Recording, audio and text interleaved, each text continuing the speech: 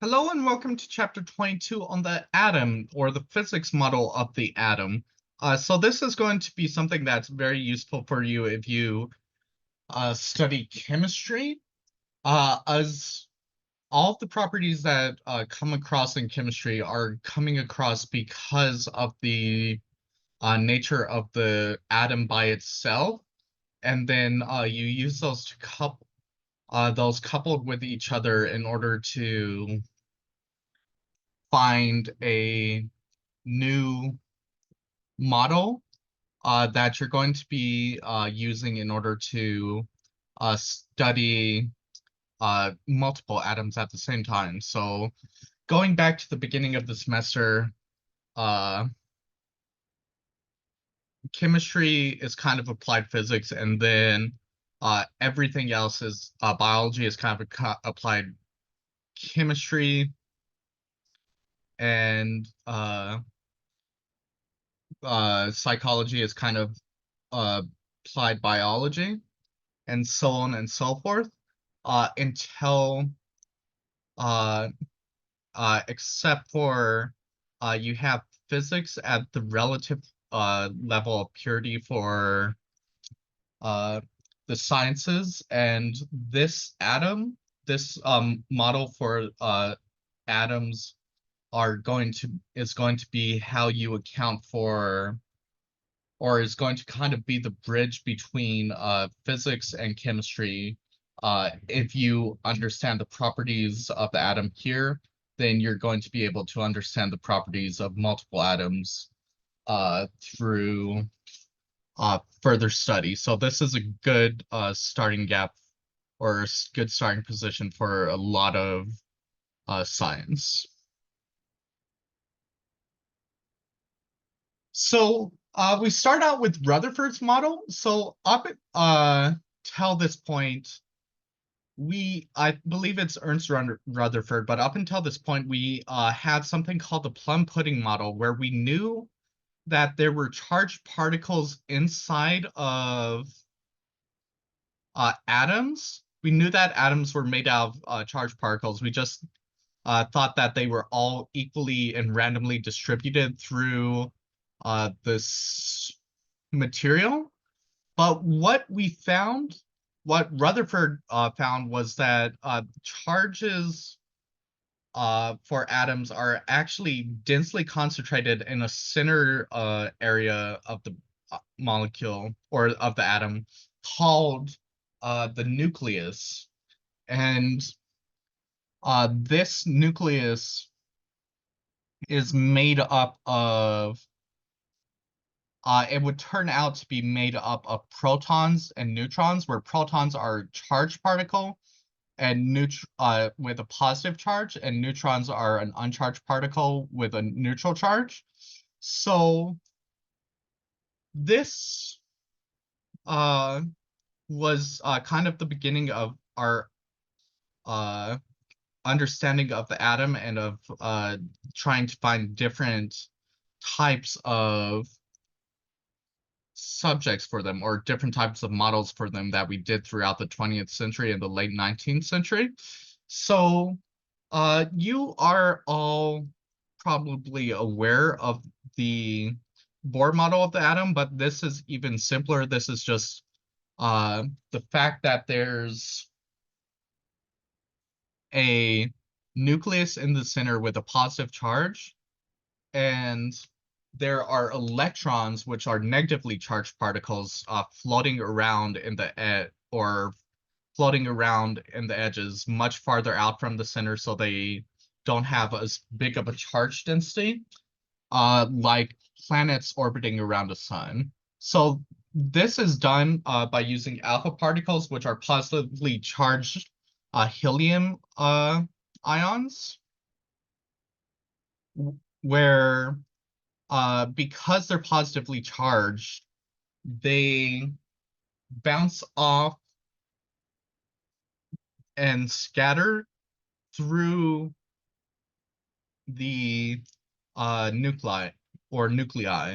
So they scatter off of the nuclei, and we could read this scattering and tell that the nuclei were at the center of were just positive charge, uh, which interacted with the positive charge of the alpha particles in order to repel each other and cause scattering.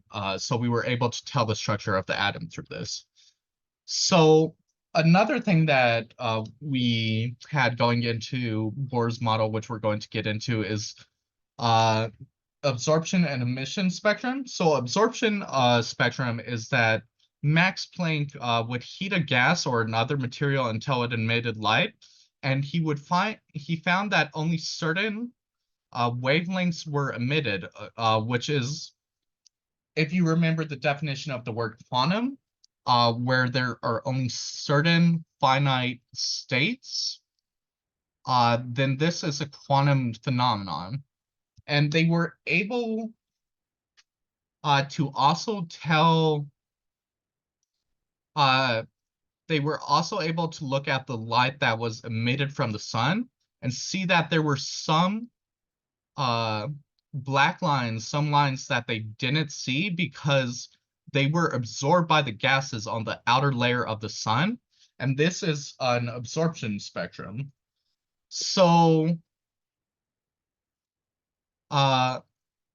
yeah, basically, you break up the light into different wavelengths, which you can do using diffraction or using prism, which has a different index of refraction for different light waves.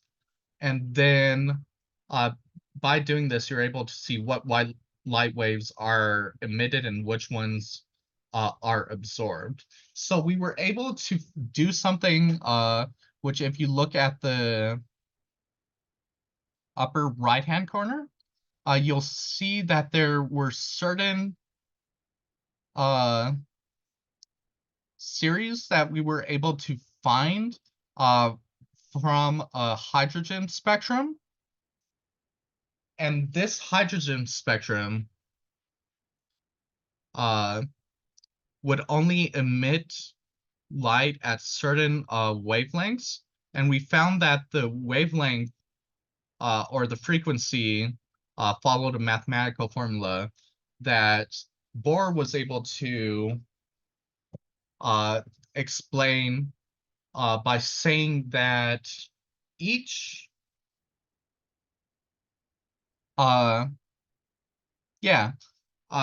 he was able to explain it by saying that each electron in an atom was only allowed to have certain energies. So those energies were given by the equation negative 13.6 electron volts, where electron volts are units of energy, divided by n squared, where n is a integer, 1, 2, 3, 4, 5, 6, 7, etc. And the light that was coming out, those emission lights, were only going to be equal, the energy of those photons that were coming out, those emitted photons, was only able to be the difference between two energies in this model, so negative 13.6 electron volts divided by, say, 2 squared, minus negative 13.6 electron volts divided by 1 squared, or flip that around, would be the allowed energies of the photon. So the only allowed energies of the photon were energies that were between two of these quantum or quantized energy levels. So the difference between them, subtract the energy between two of these energy levels, and you would get the free energy of a photon that was emitted. According to Planck, or according to, as you'll remember, Planck, uh, light has an energy of h, which is Planck's constant, times the frequency of the light. So looking at those series again, those Lyman series, Balmer series, and Paschen series, you're able to find that all of these emitted spectra, or all these not emitted spectra, emitted wavelengths, were given by the frequencies allowed in Bohr's model. And then if you had something that wasn't hydrogen, then you would just have an energy level that's the atomic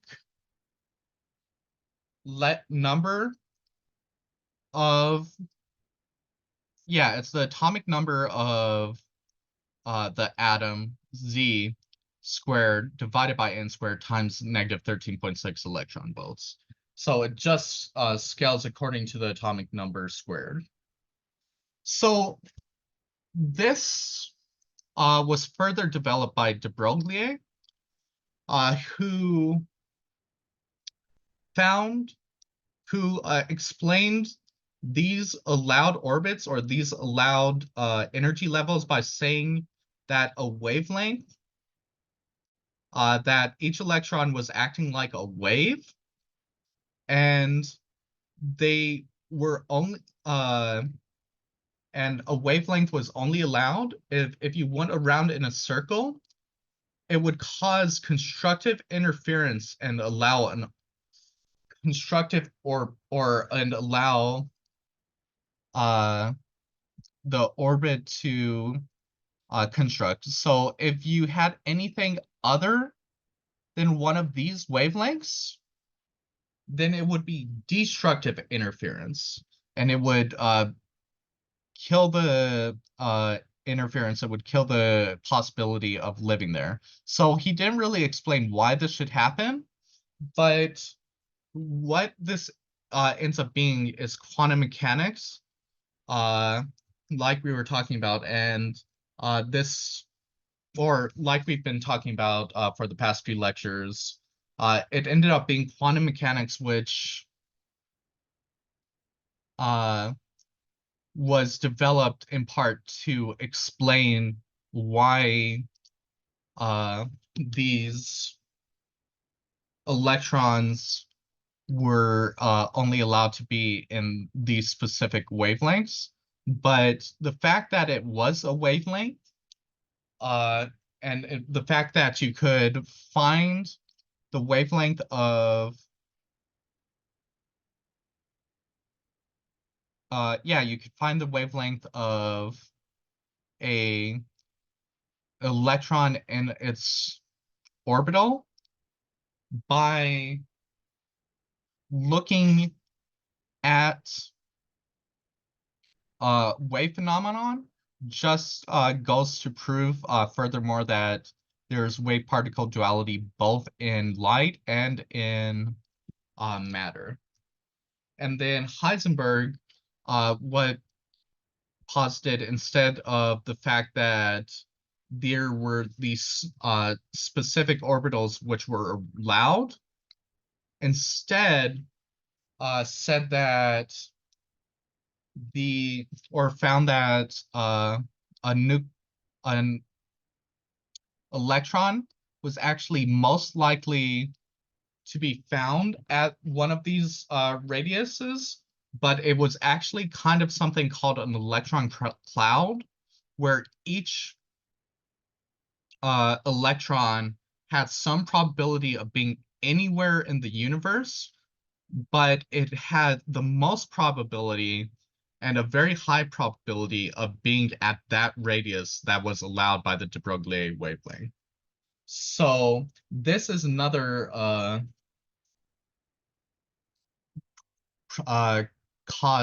this is another consequence of quantum mechanics, which is given the name the Heisenberg uncertainty principle, where basically your position and your momentum the can't be observed exactly at the same time. So if you note, this means that there's some uncertainty about where the electron is going to be in general. So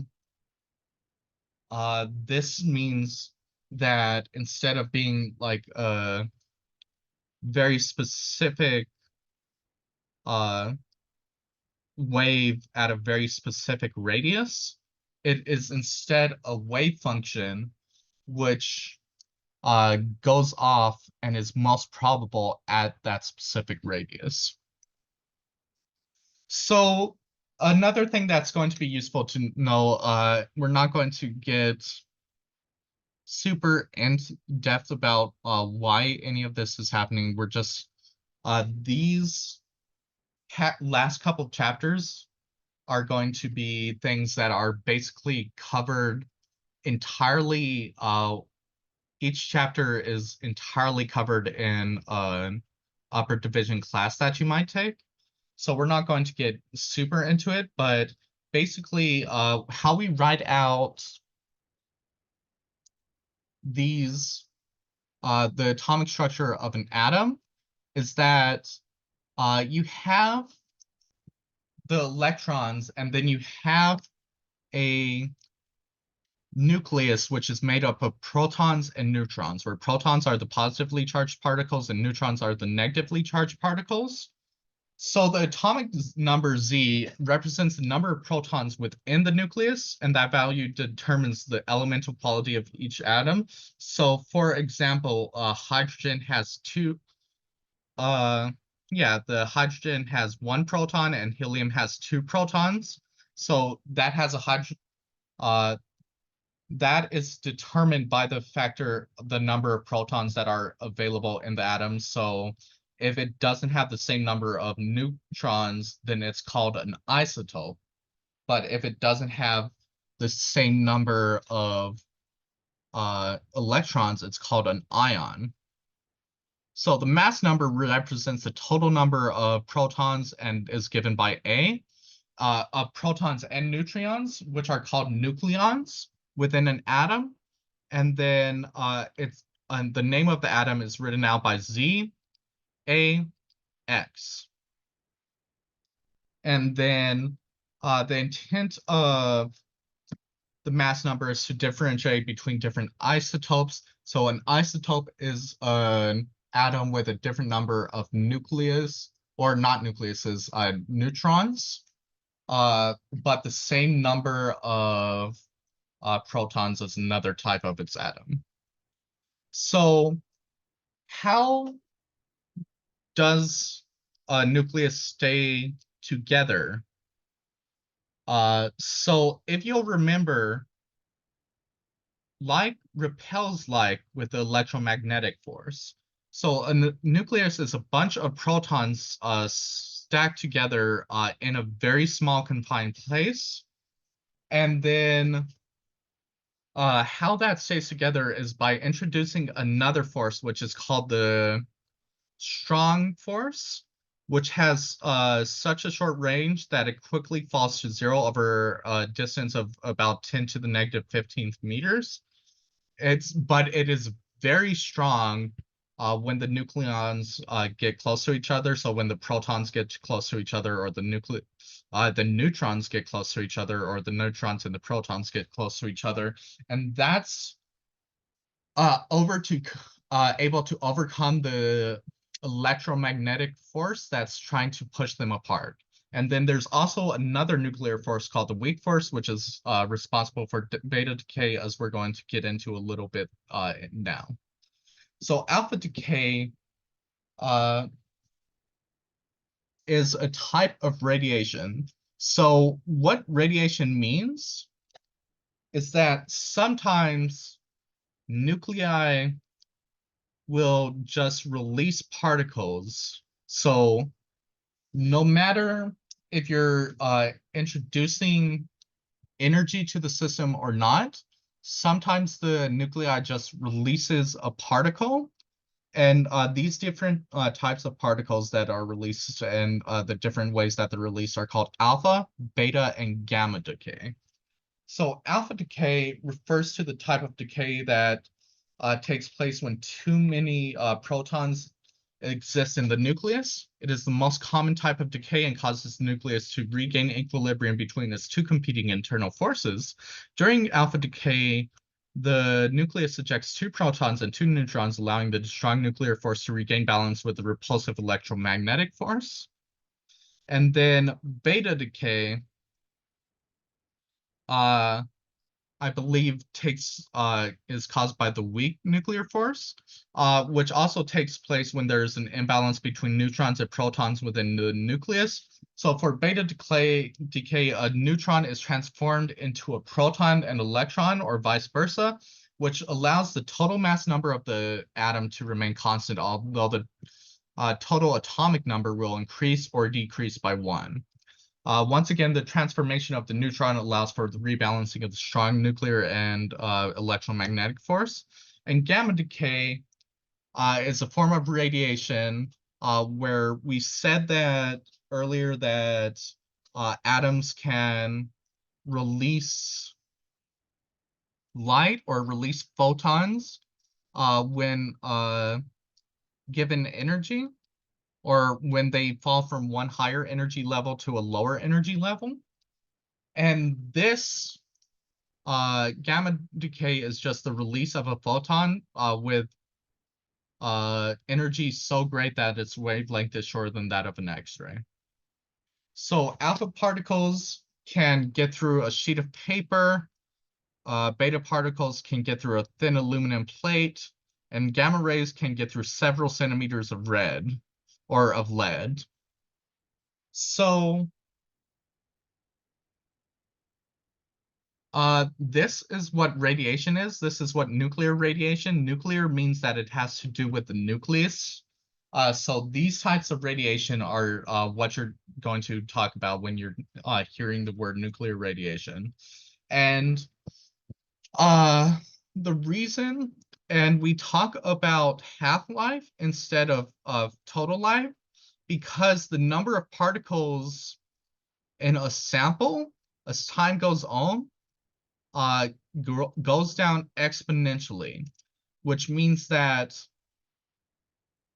each particle has a chance to decay at any given time. So the half-life is how long it takes for half the particles to have decayed.